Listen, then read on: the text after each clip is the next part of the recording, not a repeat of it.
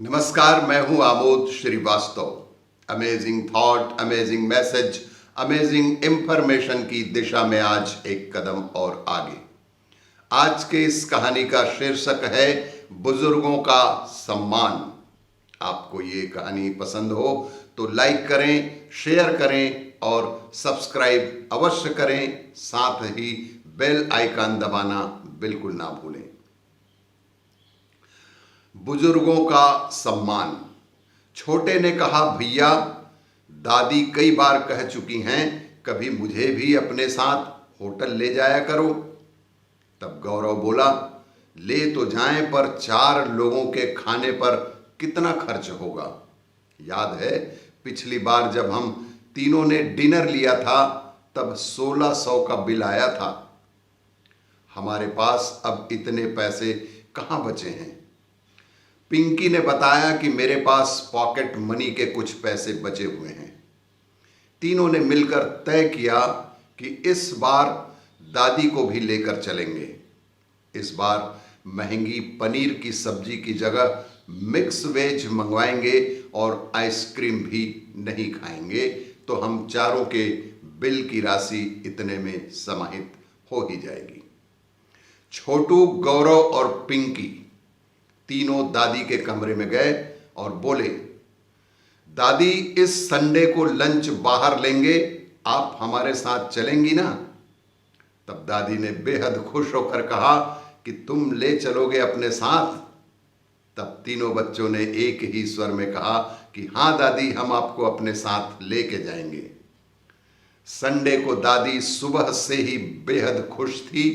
आज उन्होंने अपना सबसे बढ़िया वाला सूट पहना, हल्का सा मेकअप भी किया, बालों को एक नए ढंग से बांधा, आंखों पर सुनहरे फ्रेम वाला नया चश्मा लगाया। यह चश्मा उनका मंझला बेटा बनवा कर दे गया था जब वह पिछली बार लंदन से वापस आया था, किंतु वह उसे पहनती नहीं थी। कहती थी, इतना सुंदर फ्रेम है, पहनूंगी तो पुराना हो जाएगा। आज दादी शीशे में खुद को अलग अलग एंगल से कई बार देख चुकी थी और संतुष्ट भी हो रही थी। आज बाल सुलभ उनके चेहरे में बहुत ही खुशी झलक ही रही थी। बच्चे दादी को बुलाने आए तो पिंकी बोली, अरे वाह दादी, आज तो आप बड़ी क्यूट लग रही हैं। आज तो आप बहुत ही अच्छी लग रही हैं। गौरव ने कहा, आज तो दादी ने गोल्डन फ्रेम वाला चश्मा पहना है।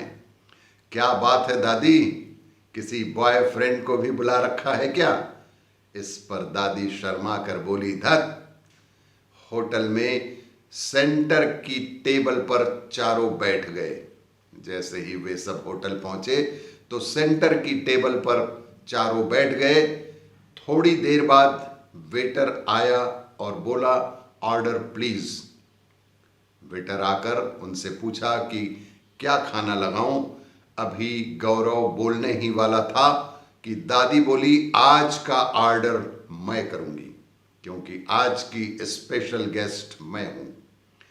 दादी ने लिखवाया, दाल मखनी, कढ़ाई पनीर, मलाई कोफ्ता, रायता वेजिटेबल, सलाद, पापड़, नान, बटर वाली और मिस्सी रोटी। हाँ, खाने से पहले 4 सूप अवश्य भेज देना। तीनों बच्चे एक दूसरे का मुंह देख रहे थे। थोड़ी देर बाद खाना भी टेबल पर आ गया। खाना बहुत ही स्वादिष्ट और सुस्वादु था।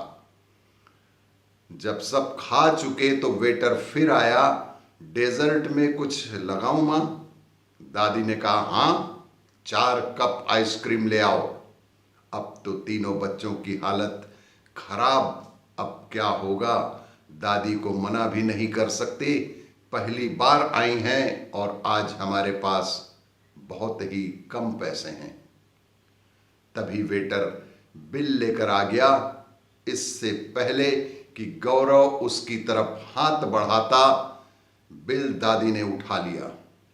बिल दादी ने उठा लिया और कहा, आज का पेमेंट भी मैं ही करूंगी। आज ऑर्डर मैंने किया था, पेमेंट भी मैं ही करूंगी। बच्चों, मुझे तुम्हारे पर्स की नहीं, तुम्हारे समय की, तुम्हारे साथ की आवश्यकता है, तुम्हारी कंपनी की आवश्यकता है। मैं पूरा दिन अपने कमरे में अकेली पड़े पड़े बोर हो जाती हूं। टीवी भी कितना देखूं, मोबाइल पर भी चैटिंग कितना करूं।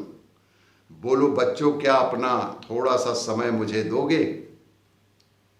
कहते कहते दादी की आवाज थोड़ी भर्रा ही गई। बहुत ही दुखी लग रही थी दादी। पिंकी अपनी चेयर से उठी, उसने दादी को अपनी बाहों में भर लिया और फिर दादी के गालों पर किस करते हुए बोली, मेरी प्यारी दादी, जरूर ही जरूर ही। गौरव ने कहा, यस दादी, हम प्रॉमिस करते हैं कि रोज आपके पास बैठा करेंगे। और तय रहा कि हर महीने के सेकंड संडे को लंच या डिनर के लिए बाहर भी आया करेंगे और अब तो एक पिक्चर भी देखेंगे।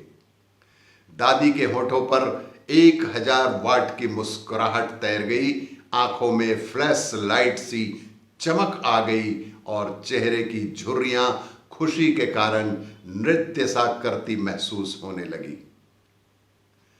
साथियों, बूढ़े माँ बाप रुई के गट्ठर के समान होते हैं। बूढ़े माँ बाप रुई के गट्ठर के समान होते हैं। शुरू में उनको बोझ नहीं महसूस होता, लेकिन बढ़ती उम्र के साथ जैसे जैसे रुई भीग कर बोझिल होने लगती है, वैसे वैसे जिंदगी की थकान बोझ लगने लगती है। तो सदैव अपने आसपास के सभी बुजुर्गों का सम्मान करें और उन्हें अपना कुछ ना कुछ समय अवश्य ही उनके साथ बिताएं, ताकि उनके जीवन में भी खुशियों की लहर दौड़ सके।